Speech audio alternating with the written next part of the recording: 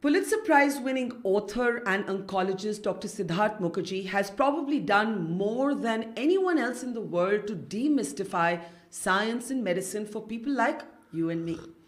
His latest book, The Song of the Cell, is an ode to what he calls the basic unit of life. But then the book goes on to ask the tantalizing and intriguing question, what is life? Joining us now is Dr. Mukherjee himself. It's good to see you, Siddharth, in person rather than the other end of a crackly internet line. It's a fascinating book, the third after The Emperor of Maladies and your book on the gene. Tell me, before we talk about the book, what do you remember about the first cell that you ever cultured? Well, it was at Oxford, which where I was a graduate student. I had worked before. I had worked before when I was in college on genes and genetics, but not really on cell biology. And so I was at Oxford when I really cultured my own my first cells. I learned. So I had plated the cells at night, and in the morning, I took a look down the microscope, and it was a T cell. And I was learning to culture T cells, and amazingly, there it was. Sort of, I call it sort of, Barkha, the one thing is that when you learn to look at cells, you sort of become like a gardener. The way you look at plants. You learn basically by looking at a cell, and I try to teach my students this, my graduate students this. By looking at a cell, you can tell a lot about the life of the cell, whether it's happy, whether it's unhappy, just like you can, like gardeners look at plants. And there it was. And what's amazing about it is that while I was looking at it, it started moving, and you all of a sudden realize that you've basically cultured, or you're holding life in your hands. But the analogy with gardening is very intriguing, because people sing to their plants and they believe that the plants will blossom if you sing to them. Right. One of the things your book says is that we do not yet know how to sing to ourselves. We do not understand their song. Yeah, the title, actually, this is an interesting book. Usually, I title my books very late in the book, and the title sort of comes to me in a kind of dreamy way. This book had a different title, and it wasn't working for a long time, and I was struggling with the title. And then it just came to me in a flash, and I was like, of course, that's the title. So the title, The Song of the Cell, refers to two ideas, and two very important ideas. The first idea is that we've talked a lot in the public discourse about genes, and genes are units of information. They're carried in DNA, the molecule. But what's interesting is, and what often people don't realize, is that genes themselves are lifeless. They are units of life. They carry the information to build life, but they're lifeless. It's the cell that sings it out, just like a musician sings out a score. A score is lifeless. You need a symphony or a musician or a group of musicians to play that score and therefore enliven it. In the same way, you need a cell to bring genes to life. It's otherwise lifeless, so hence the song. But there's another song. So that song we're learning to read, we're learning to understand. But there's another song which is sort of we encounter much later in the book. And that's the song or the intercommunication between cells. How, for instance, one cell in the immune system speaks to another cell in the immune system and thereby creates what I call a coordinated sense of life. It's not random. The cells in the neurons in your brain speak to other neurons in your brain. That's not random. That song, which is the song that goes between cells, is something that still remains somewhat mysterious and was made. The fact that it was a mystery was it made even more clear during the COVID pandemic. Yeah, we'll come to COVID, but I think not many people who are outside of medicine and science understand what you explain in this book, that whether it is IVF, whether it is cancer, whether it is depression, whether it is multiple sclerosis, whether it is HIV, it all comes down to the cell, both the sort of rebellion of the cell, as well as medicine's attempt then to treat the cell and therefore treat the infection. Talk a little bit about that. Well, this is an idea that was really a revolutionary idea, initially by Rudolf Virchow and then subsequently by many other people. But the idea, it's so simple that it's almost missed, which is that, we think of many things as caused by the environment or the initiated by the environment or psychosocial things, depression being one of them.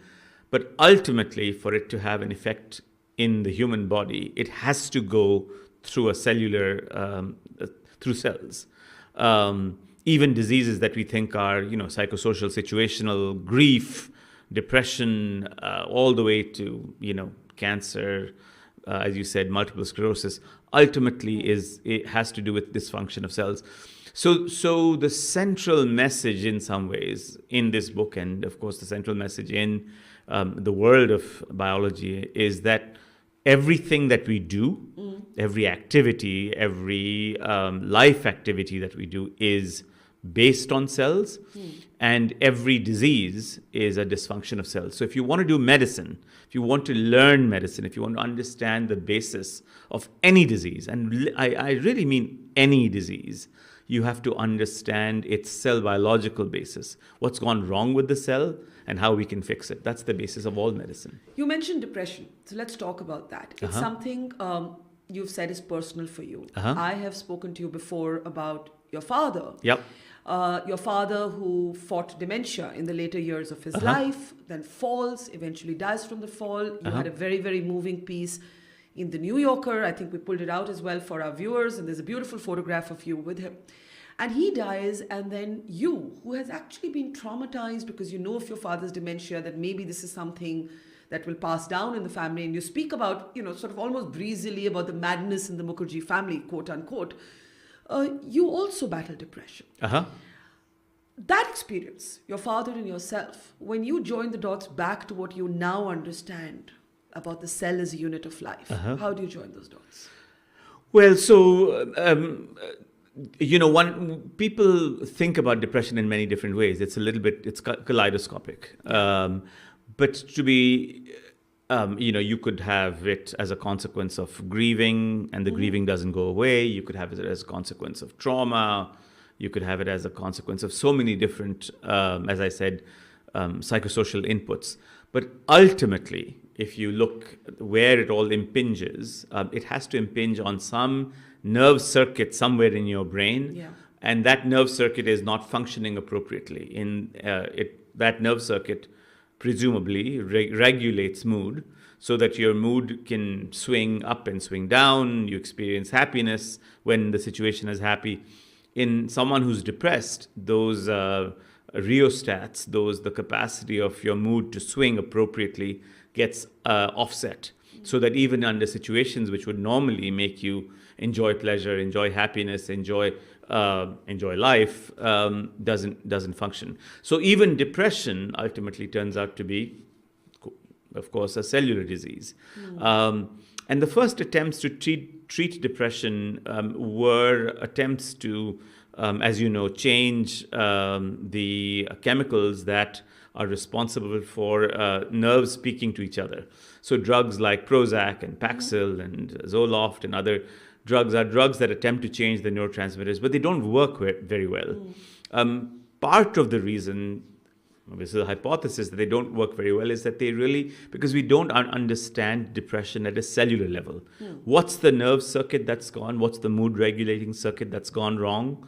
How can we change that mood regulating circuit? And more the belief that it's not just a simple circuit. It's not like sparking a wire or soldering a wire together, but in fact it's how those wires are connected together with each other, and what the connections are, how deep the connections are, etc., that may be responsible for for the inability of the mood regulating circuits in the neuron. I think that's helpful for many reasons. One of them is that it takes the stigma of depression and converts it from necessarily a psychosocial, grief-related, trauma-related disease, which it certainly is, and looks for a biological locus of it. And typically when you start looking for biological loci of diseases, you suddenly realize that it's your body that's malfunctioning. It's not something you're doing that's wrong. which is typically the language and the rhetoric around mental illness, It's somehow associated with weakness. Yeah, with weakness is you're doing something, snap out of it. Yeah. Slap yourself out of it. Yeah. And you can't slap your neurons, and you can't slap your neurons out of it. How did you deal with your own depression? Were you able to apply this prism of science looking in when you turned the lens on yourself? In many ways, yes, and in many ways, no. When you experience something in yourself, you can't often turn the prism of science to yourself. But it was, to be honest, it was helpful to know and to understand that there was an organic. In biology, we use the word organic to describe an illness that originates in cell biology or in biology. It was, and as opposed to something hallucinatory or ghostly or something that lies outside yourself, to somatize it, to make it into something that's part of your body, and to think about it as part of your body, for me, it was very helpful, because I thought to myself, okay, well, some people have broken limbs, some people, break their bones. In my case, some circuit in my brain is broken. My job is to fix it. Now, how does one fix it? Obviously, it's a combination of medicines, various forms of psychosocial help, therapy, etc., etc. But even the simple assumption that it's not my fault, that I can't slap my neurons out of it, as it were, was really helpful. You describe the cell as the basic unit of life. And then you say, but what is life? And one of the conclusions you reach is that it's like a menu. It isn't any one thing, it's many things simultaneously. What are some of these many things? Well, so the definition of life has been very challenging, ironically, for scientists. You would think that it would be very easy. But it turns out it's not very easy. And in fact, life is defined as possessing some qualities. I'll give you some of the qualities. I can't give you all of them. Yeah. So one very important quality is metabolism. So the capacity to turn nutrients into energy, which is the fundamental piece of, is a feature of life. Reproduction. So if a cell can't reproduce, or if an organism can't reproduce, there won't be any more organisms. Yeah. So that's one of the definitions of life. A third one's a peculiar long word. I've written a lot about it, homeostasis, which is the capacity of a system, whatever it might be, to restore balance. Very old idea in science. Even Aristotle spoke about it. There's Vedic writings about it, or they don't use the word homeostasis, but it means the restoration to a normal. Your body, when it's put into, just to give you one example, if I throw you into the Antarctic, your body will have all these systems that will get activated to regulate your internal heat, so that it comes back to as close back to normal as possible. That's an example of homeostasis. So these are some examples. Metabolism, reproduction, homeostasis are some examples. I'll give you things that's something that life is not. So for instance, sentience or consciousness, or even the idea of agency, are not requirements for life. Sentience is not a requirement for. You don't even have to be a sentient human being. Yeast, for instance, yeast cells, or many cells in your body are not sentient. They are not. They have sensors, but they don't have consciousness. They don't have. So those are not requirements for life, but the other ones are. Now, if I were to say this in a kind of rudimentary layperson's language, my understanding of this is, what keeps us alive also damages us, sometimes simultaneously, hence cancer, hence several autoimmune diseases. Your book starts with a friend who is fighting turns out to be a fatal illness. You think he's getting better. Eventually, he's called Sam in the book. Eventually, he dies. Now, talk about your research where you are using T-cell therapy in clinical trials in India. I don't know how many people know about this, but many more people need to know about it. Joining hands with Kiran Shaw and actually using this therapy in clinical trials to treat people with cancer. How is this working? What is the sort of science behind it? Well, the science behind it is quite astonishing, and we've actually developed this science further. We have a full unit in Bangalore, which is working on this, and we'll do a very broad press release next week. We've already presented the data at one of the most important seminars in cancer called the American Society of Hematology meeting. We presented 5 or 6 papers there, probably a record number for any company in India. The basis of the therapy is that T cells are extracted from the body. They are genetically engineered in a very sort of almost a sanctuary, very, very hyper hygienic sanctuary. One single bacterium, one single contaminant can destroy the entire culture. So T cells are extracted from a cancer patient's body, genetically engineered, and then redirected. Their capacity to kill cells, which is their natural capacity, is redirected to kill cancer cells. And they're reinfused back into the body, with phenomenal success for certain cancers, leukemias, lymphomas, mostly blood cancers. My lab is now very actively trying to extend this into cancers that were previously untreatable. As I said, we'll release the full set of data forthcomingly. Yeah. But we've been extraordinarily pleased with what we've done. I ask you this because we're emerging from the shadows of, 3 years of COVID. Yeah. And your book uses a very interesting sort of cultural reference where you speak about the virus as Vamana and humanity, or the human body, as Mahabali. This sort of illustrative example, speak about it. Well, my books are funny in the sense that I throw in mythology. Sometimes I borrow from Greeks. Sometimes I borrow from stories. There are all sorts of things that are going in. But this particular thing, of course, I don't want to cast the virus. This is just a kind of a more of a story. License. Yeah, Yes, there's a fair degree of poetic license. But the important thing about all of this is in the famous story, the tiny man asks for enough land. Bali is obviously a magnanimous demon king, and the tiny man approaches him and asks for enough land that he can cover in 3 strides. And Mahabali sort of laughs it off and says, "Of course, you can have 3 strides of land." And then the first stride of land is across the earth, the second stride of land, second stride is across the heavens, and the third, there's no more land to give, and so he pushes his head on foot on Mahabali's head, and vanquishes him. But the idea was that we were so puffed up, and by we I mean the community of scientists and researchers, who are so puffed up about our capacity to understand virology and immunology that we thought we had understood everything. And then all of a sudden, this tiny little virus that you can't even see, microscopic, crosses, with 1 foot, crosses across 5 continents, 6 continents, and in 3 strides, all of a sudden, really brings us to our feet. It humbles us, hobbles us. Yeah. Mature healthcare systems, the United States, the United Kingdom, and of course, populous states, India, China, etc., are totally humbled by this virus. But also the scientific community is hobbled and humbled because all of a sudden we are discovering things about immunology, about the immune system that we'd never discovered, we never knew before. Yeah.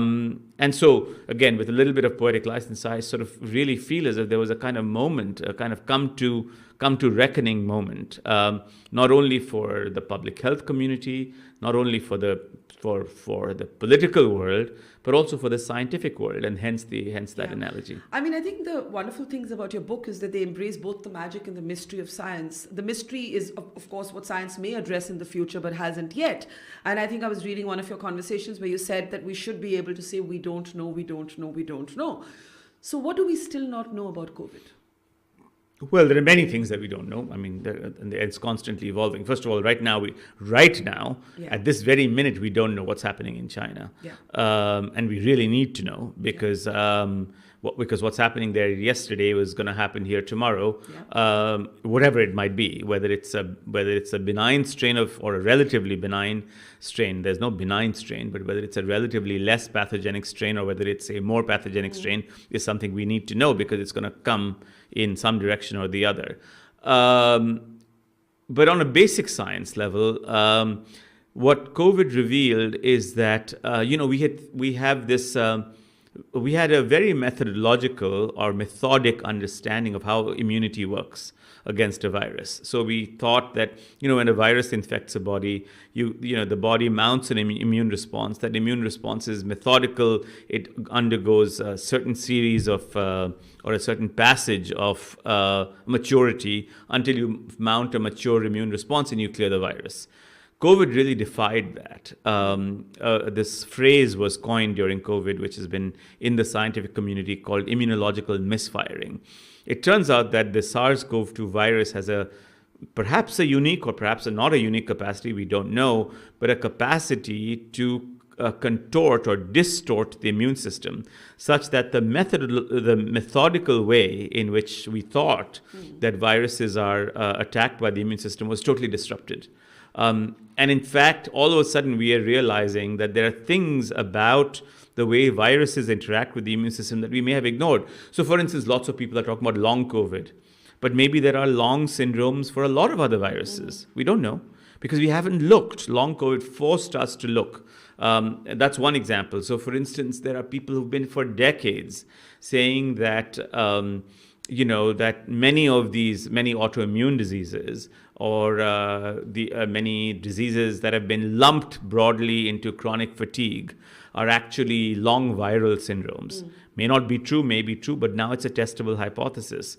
And so we're all of a sudden revisiting a lot of these sort of old ideas which we'd thrown out, and revisiting them and thinking, well, maybe there's a virus behind it. Maybe there's a virus behind, some autoimmune problem, which we hadn't noticed before because we hadn't been looking properly. Fascinating, but let's go from what we don't know to some of the things we do know. Okay. IVF, in vitro fertilization, I think you call it one of the most profound sort of cell therapies that has in turn led to, I may not be quoting you verbatim, but a kind of human manipulation. What do you mean by that?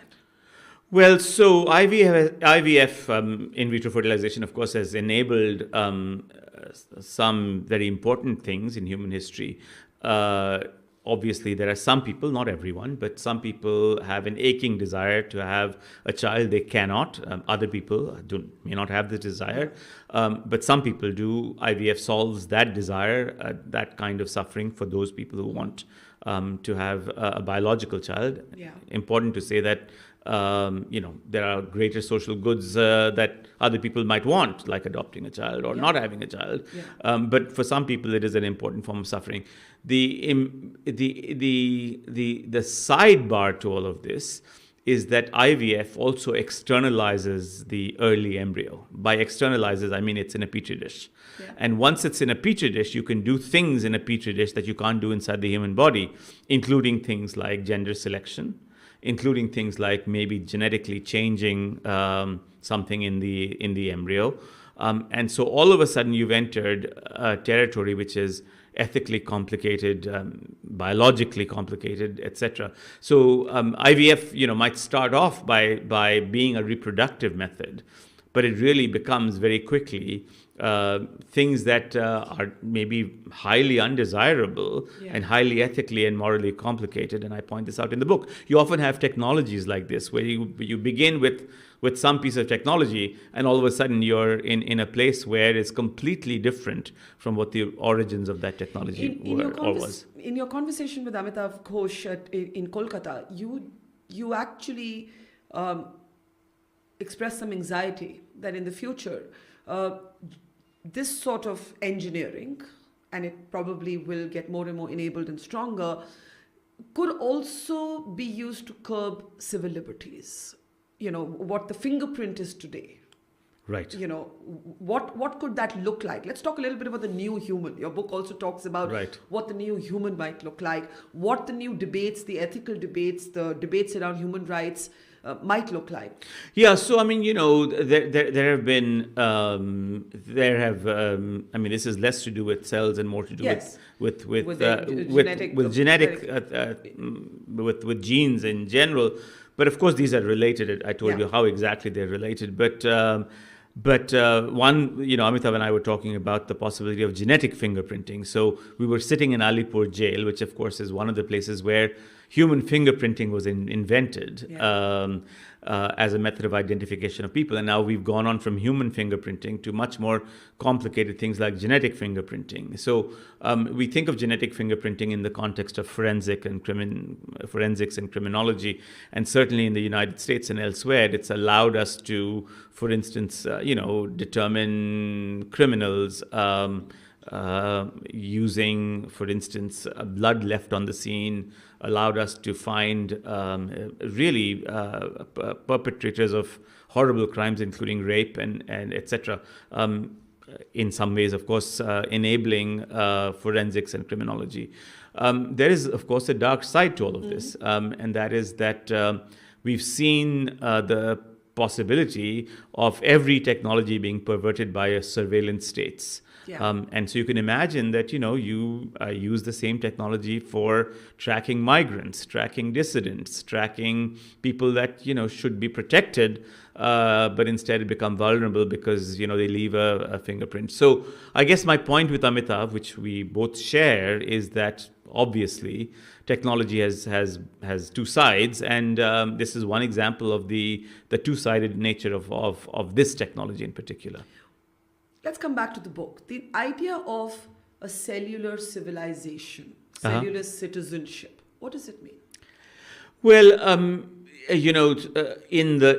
you get what I call megacellular organisms like human beings, you often have to have systems of cells that can't live selfishly. Cancer is an example of a selfish cell. Its sort of sole purpose is to make more copies of itself and take over the body. But is that a kind of narcissism? Well, cancer cells don't have agency, but it's a kind of cellular narcissism. If one was to again use some poetic license, but more importantly, I think the idea of a cellular civilization is that cells, in order for them to function in the body, take an example of your heart. There are hundreds of millions of cells in your heart. And yet, if the hundreds of millions of cells were to pump discordantly, you wouldn't have blood circulation. They would just be a wobbling balloon. But they do not do that. They function coordinately. And there are very specific reasons, biological reasons, biochemical reasons, by which they function in a coordinated manner. And only that coordinated function allows them to create a pump. Similarly, the brains in your the cells in your brain, could be, if they were discordant with each other, you wouldn't have a single thought. No thought would spark through your brain. So the idea of a cellular civilization is the idea that these large mega collections of cells have to function coordinately with each other, sing to each other, as it were, to go back to the title of the book, in order for your human body to function. And that's a consequence of millennia of evolution. Yeah. But, the book talks about, in the space that what we don't know, the liver and the spleen. For example, you have this example where you do not know why the liver is susceptible to a certain kind of cell behavior that the spleen is not. And therefore, it's a bewildering sort of space which you can't, in a way, apply what we know so far to. Do we know why this happens? We don't, and in fact, that's a very important question. I mean, this question was asked in the late 19th century by the surgeon Paget, the English surgeon, who basically said, why is the liver a frequent site of cancer metastasis, whereas the spleen, which is just next to it, is not a frequent site of cancer metastasis? Why? To understand that, you can't look at the genome. Gene sequencing won't help you. Cell biology will. And so you have to return back to very fundamental questions about cells in order to solve that question. And solving that question is important because we need to understand how cancer metastasizes, where it metastasizes to, because, of course, metastasis is what kills you in the end. Yeah. Finally, at the end, there are certain exciting developments like the T-cell therapy that you're trying in India. But as you said, there's a lot you don't know. Is there one dimension of something you've been researching that makes you anxious or frustrated, because try as you may, that breakthrough isn't coming, that wall isn't crumbling or even cracking? Well, I mean, we've been trying a lot. We've actually written a lot about it, and by we, I mean my whole research team, collaborators, etc., etc. We've been trying to understand. We know a lot about the metabolism of cancer. So cancer is dependent on certain nutrients. But we've yet to be able to exploit those vulnerabilities that cancer cells have and make them into a drug. So one question that we've always banged our heads against, have been for a while, is how can we use our understanding of the metabolism of cancer, what cancer eats, and try to make that into a very viable form of therapy. So imagine diet as a drug. Against cancer. So we've put a lot of effort into this. We've made some inroads into this. In fact, we have a big trial that is looking at this. I founded a company called FAETH, F-A-E-T-H, that's going to look at this in greater detail. And I hope we find something, but we're on to something. But it seems like a dim signal that's sort of like a flickering fire in the forest right now. Well, the dim signal is the way out of that sort of long tunnel. It's the only way out, yes. It's the only way out. Siddharth, always learn so much from talking to you, from reading your books. Everybody, if you haven't read it, The Song of the Cell is fascinating. It is brilliant. Don't be scared if you're like me and you're somewhat, sort of a lay person. This makes science accessible, and that is the brilliant thing about Siddharth's writing. My Thank pleasure. you, Siddharth. Thank you, my Always pleasure. a pleasure. Thank you.